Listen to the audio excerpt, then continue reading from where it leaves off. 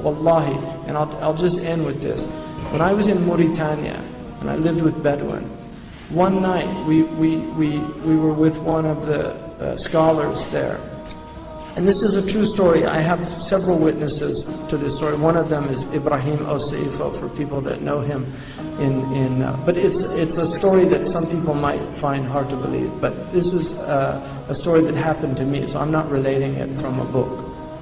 We were with one of the scholars, and he said, when you get to Isbir, you might have trouble. And if you do, just go a few 100 meters to your right, and inshallah you'll find some help. And we left his encampment. When we got to a place called Isbir, our truck got sunk in the mud because it had been raining. It was pitch dark, and one of the people that I was with, Shaykh Hamza, some people know him, he was in California with us.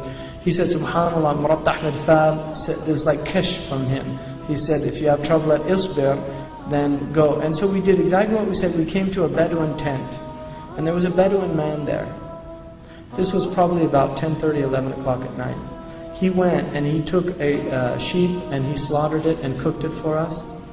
And then it was raining and there was a lot of wind that night. He was holding the rakiza of his tent, you know, the main pillar. When we woke up at Fajr, he was still there holding it.